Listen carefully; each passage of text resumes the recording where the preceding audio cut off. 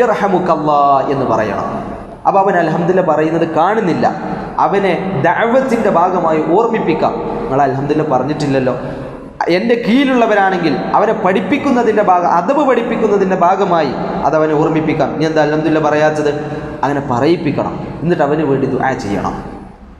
അതാണ്. അല്ല അവൻ അൽഹംദുലില്ലാ പറഞ്ഞിട്ടില്ല, എന്നാൽ പൊയ്ക്കോട്ടെ എന്നൊരു സാഹചര്യത്തിലാണെങ്കിലും ഓക്കെ, എനിക്ക് അദ്ദേഹത്തിനോട് പറയാം, ഉണർത്താം. ഞാൻ ഉണർത്തിയാൽ അതൊരു വിഷമം തോന്നുന്ന വ്യക്തിയല്ല എന്നാണെങ്കിൽ ഞാൻ പറഞ്ഞു കൊടുക്കണം. നിങ്ങൾ അൽഹംദുലില്ലാ പറഞ്ഞില്ല, മറന്നതാ തോന്നുന്നുണ്ട്.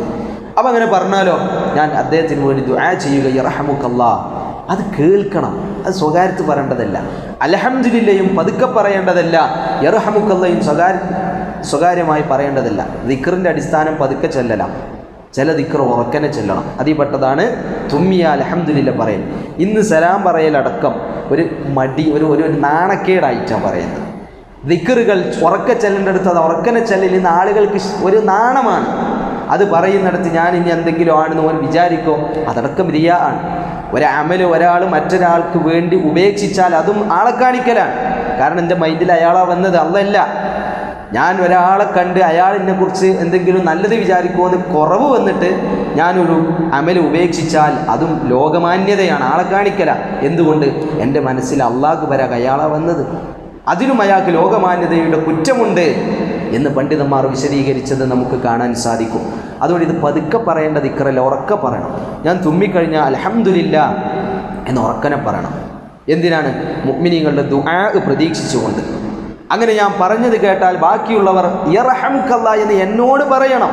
അതുകൊണ്ടാണ് ഒരാൾ നിസ്കാരത്തിൽ തുമ്മിയ അൽഹംദുലില്ലാ പറയണമെന്ന് പറയും. കാരണം അത് അള്ളാഹിനോടുള്ള വാക്കാണ്. പക്ഷേ ഈ അൽഹംദുലില്ലാ എന്ന് ഒരാൾ പറയുന്നത് കേട്ടാൽ നിസ്കാരത്തിൽ യർഹമുക്കല്ലാ എന്ന് പറഞ്ഞാൽ നിസ്കാരം ബാത്തിലാണ്. കാരണം എന്താ? അത് ഒരു മനുഷ്യനോടുള്ള സംസാരമാണ്. മനുഷ്യനോടുള്ള സംസാരം ഞാൻ സ്വകാര്യത്തിൽ പറയേണ്ട ദിക്റല്ല, അത് അയാൾ കേൾക്കണം.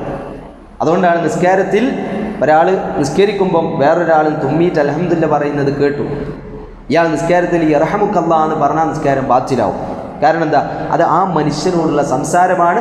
നിസ്കാരത്തിൽ മനുഷ്യന്മാരോട് സംസാരിക്കൽ നിഷിദ്ധമാണ്, നിസ്കാരം ബാത്തിലാവും. എന്ന് പറഞ്ഞാൽ എന്താണ്? യർഹമുക്കല്ലാ എന്ന ദിക്ർ മറ്റൊരാൾ കേൾക്കേണ്ടതാണ്. ആ കേൾവിയിൽ മടി വിചാരിക്കരുത്.